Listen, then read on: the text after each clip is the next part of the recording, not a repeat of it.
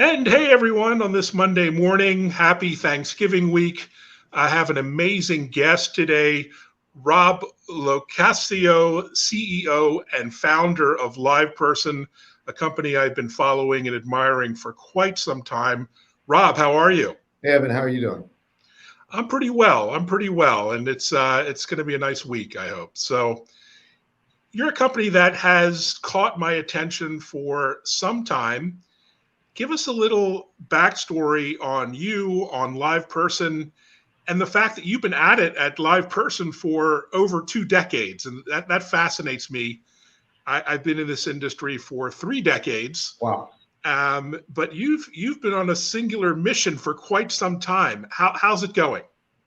It's going well. I started the company in 95. I invented web chat, in 1997 for customer care.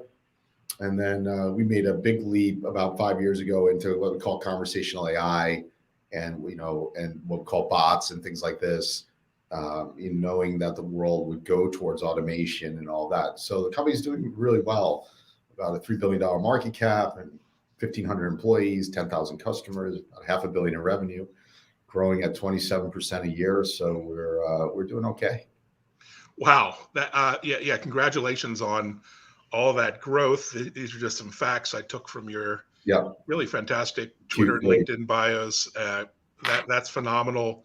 So what's driving this growth right now? I mean, you've been at it for a couple of decades plus, but what's changed with not just AI, but conversational AI and voice meeting AI, which is kind of a long time coming as well? Yeah, I mean, I really fundamentally believe that the idea of us picking up a phone, dialing a number, calling a contact center, being put on hold, and then routed to an agent, it's so from the past. It's amazing that it's still around. And even Saturday Night Live two weekends ago did a skit on like a guy calling Spectrum, the cable company, and being put on hold, and he's like, I want to cancel. And they're like, oh, great. How much? Hilarious. Hilarious, right? And when you think about that, that's kind of what we all experience. And so I think the idea that you're still asking a question, you're getting a very personal service, but you're doing that on your own time, on device, through messaging or through voice, but voice AI, and you're connecting to a machine on the other side. This is really what should happen. The only things that are in our way today is that a human sits between an old legacy system. There's an old system there, like a billing system or a CRM system, and they need a human between you and your intent and that machine. That's what humans are doing in contact centers. They're not relationship builders. They're people in the middle of machines. So I just feel like we should get over that, move forward, and free our time. Time is what's valuable as a customer. That's a fantastic philosophy, and clearly the pandemic has put a spotlight on customer experience and customer service. It's shown how where our weaknesses are, challenges are, but also where the opportunity is in the world of e-commerce. What's business been like for you over the past couple of years, given this explosion in, remote conversations, remote working, but more importantly, e-commerce? Yeah, I mean, two things got shut down during the height of the pandemic. One was stores, physical stores. So selling stopped in physical locations. That drove e-commerce, and e-commerce doubled during that time as a whole. The second thing that shut down were contact centers, because you can't socially distance people who are sitting next to each other within a few feet. When the contact centers got shut down, the volume, we went up 40% between April and March of 2020. And it was just like everyone then said, like, we got to automate this. We got to create we got to create bots. We got to create automations. Like, so our customers, which are some of the largest companies in the world, your Delta Airlines and your T-Mobiles, and they basically said, like, let's go. And so it was go time, and they started creating automations and everything, and they've continued forward because they realized the power of it. The same with stores. We had like one of the biggest jewelry companies in the country. They have over 3,000 stores. They went online with their sellers, and automations, and they started to sell, diamond rings and all that. And they realized, wow, we can really create the same personal connection we would in a store online, because we're doing it through a conversational user experience. They had a website. They've had a website for 20 years or whatever, it's just, but they look at it, it's like a website's like a vending machine, and to sell jewelry and everything, it works, but it doesn't work well. Not as well as when you're in a store and they see the results, higher conversions of people who walk in stores, higher ticket prices on stores. Well, they're seeing that same sort of conversion and, ticket value, sale value happening through messaging, through AI, through conversational AI. So those were the two powerful things that we saw that continue to grow our company even into, where we are today. That's fantastic. Well, you've seen it all at LivePerson. Why, in your experience, in your opinion, have messaging experiences, working with bots and contact center experience, why has it been so poor and so broken for so long? And why do we still experience firsthand so many of those broken experiences? What is it? A lack of AI? Is it a lack of good design thinking? Like, what have we been doing wrong for so long? It's just it's a legacy thinking. It's the technology's there. We have the technology. It's just people who are in these industries sometimes are just enamored with people. Like, there's nothing more fulfilling than when you go into a contact center and you run it and there's 10,000, 20,000 people there and they're your people. And the idea that now you're maybe what you're doing is not really, you won't have a fiefdom, and you have basically, you're managing a machine. I see this, like, plus all the systems that are there have been built. There's thousands upon people. And I'm talking about the largest contact centers in banks and telcos. There's a layer of thousands of people that manage all this, that run these systems that are legacy voice systems, and they know how they run. So the threat is all that goes away. And that's the only thing that's in the way of change right now, because we as consumers, we're messaging our friends and family. We're not picking up the phone and talking to people. If you're a millennial down, you don't even know what an 800 number is. When you have to call, it's like a foreign world. So the concept that we can automate this, we can do it. Now, our platform is very powerful because we sit on this data set of billions of conversations, and we can use those billions of conversations to shape very high quality conversations, automate. Because most bots suck. We've been involved with them. You go and he goes, I don't understand, call me. That's when you know you got a bot person, because they're saying call me at the end. That's not really what we can do today. If you have the right technology platform and the data set we have, we can find, like, what's the best conversations in each field, in each use case. And that's really what we're able to do with our platform, with Conversational Cloud, which is the name of the platform. That's fantastic. And speaking of voice, we all thought voice was dead for a long time. We've had voice speech recognition systems since the 80s with various degrees of success.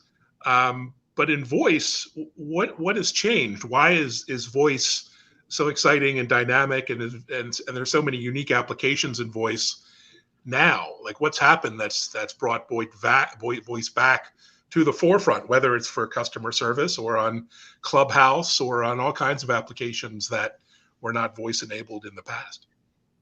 We have to remember that the spoken word was the first thing that humans did beyond the written word. Remember, the written word came after, and then the written printed word came way after. You know what I'm saying? Think about the humans' evolution. So the spoken word is something with our brain. It's not, there's no accidents on how we developed. As in, if we were supposed to develop with written word, we would have been writing first, and then all of a sudden we went, and speak. But we have mouths, we have vocal cords, and we have a brain that's connecting, and so we pick up things through speech. But more importantly, our brains need to ask questions to feel like we're getting personalized answers. Even if we are on a website and we read everything about everything we're supposed to know, we still need to ask a question to feel like safe about it, to trust it. And that's what conversations mean to the world. So you're right. Conversational systems, like we're speaking to our cars, we're speaking to things like Alexa, the world will be powered by a lot more of these experiences, and it's coming back because the technology is pretty good on speech analytics, voice to text. What we haven't seen yet, though, is truly a conversational AI, which we're working on.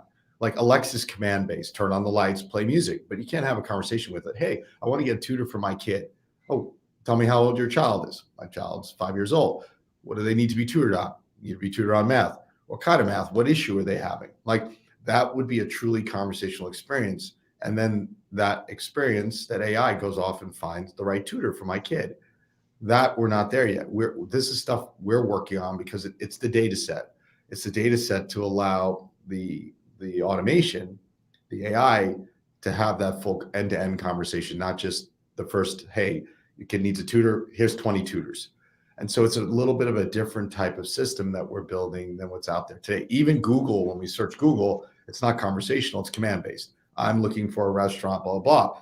And then you have to deduct everything else from the search. But with conversational, the idea is that the automation will ask you more follow-up to get to the answer. That's fantastically innovative. And I love how your solution is being used for more than just sales or service or customer support. I saw this recent use case, how LivePerson built Bella Health to meet the needs of COVID testing, signups and scheduling, et cetera. What was the story behind this?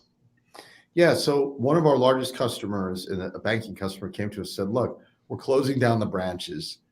And because people are coming in and they tested positive, they have COVID, and it's very disruptive. And we are already working with them they already work with us for many years on automations and AI with their customers for contact center.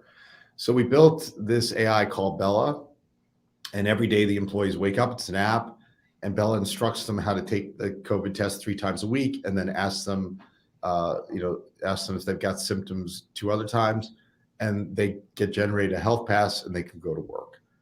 And wow. This has really helped them get back to business, and it's created safety, because even vaccinations, you could still be a carrier. You could still have COVID if you're vaccinated and infect other people.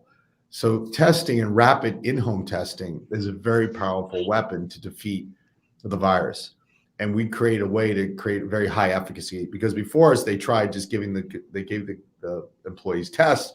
They were reading the directions, trying it on their own. They're calling the managers in the bank. Hey, I took it. I'm not sure. Can you help me? And the manager's like, I don't know. And it was a mess. And so we created a very structured and unified way to manage this. And we're expanding that beyond COVID into other areas. So. Well done. Well, what a great example of tech for good. And speaking of, tech for good, you guys are more than just a technology company. You're really a people company. I mean, I love how you're working on AI and automation, yet, you're one of the best places for real people to work. So congratulations on being named by Newsweek for one of the most loved workplaces for 2021. No small task given the pandemic, I imagine, and the upheaval you've all faced internally. What's it been like for you during the pandemic, moving to remote locations and all the challenges that we've all faced? Yeah, I mean, we did it early. I mean, right at the beginning, we just all moved into remote because we're a technology company. We can easily do it. So we did it to protect our employees. We've continued in that form factor. We shut down 22 offices. We opened up we've opened up 5 spaces around the world now. Smaller spaces. I'm in our New York space right now, where we had 200 something people in the office. Now the space holds about 60, and about 20 people come in a day if we're lucky. So, our employees, we're doing well as a company. They're working at home. I think, I think it's okay. I mean, I actually believed in it, and I still believe in it. I think it's a great way to work. It gives a lot more freedom. I do think, there is something missing in people, being together physically. So we have to create more ways to gather people, to keep them together, to get them together beyond the office. I think the office is gone, but I think the convening the meeting is not gone. That's where we need to do. We'll keep convening our meetings. I have my leadership team every 90 days. We get together I have a farm in Connecticut. We just got together. There were 17 people there, and we talked through the business. We could do it on Zoom, but there's something about that, and people need that 90-day hit of just connection. They need that 90-day hit of connection right now, I think, to create sustainability, to have the emotional connection with the business and with their peers. So that's how we're kind of looking at it today. Yeah, I'm really looking forward to getting out to events. I might see you at NRF, the big retail show, which might be back in New York City in January or so. So hopefully we'll catch up then. Also, in the meantime, this week, I see you're really putting your effort into feeding New York City, an amazing project, so needed at this time in particular. So let's all chip in. I'll go to the site afterwards and give him my $35. I'd encourage everyone to do the same. And look, have a great Thanksgiving, and mazel on all the success. Thanks, Evan. Yeah, it's a really important thing. I started this after 9/11. I wanted to give back, and a couple of people in the office, because we only had a few of us in New York at the time. We went and fed 70 families at women in need shelters, and we're going to feed 8,500, which is almost all the families in the shelters in New York City, which has been my dream. Wow. So we're so close right now. Where tomorrow we'll start packing, we'll deliver. We're about $100 grand off from reaching our goal of raising $500,000. Oh, come on, we can do it. I'm saying, like, if anyway, just even if it's $35, you're going to feed a family, and it goes along. I'm delivering. I'm in a van. There's like 30 vans going out, and trucks with turkeys and all the trimmings, and it's really a wonderful time, because you don't realize there are people who are in these shelters, these families, and they see around the world in the advertisements, sit with your family on Thanksgiving and take off Thanksgiving and relax on Thanksgiving. And these families have had something in their lives that have put them into shelters, and they don't get to have that experience sometimes, and they have to explain that. And there's nothing about more powerful than people around food during the holidays and feel like, hey, I'm part of the community. The community cared for me. They didn't ignore me. They cared for my family, and I'm going to give back eventually. So if you can, even $35, one family would be just so appreciated by me and everyone at Feeding NYC. Will do. And thanks for what you do. And thanks for sharing your insights, and look forward to following you on Twitter and seeing your great LinkedIn updates too. You do a great job there on social media. So take care and have a great Thanksgiving, everyone. I'm going to.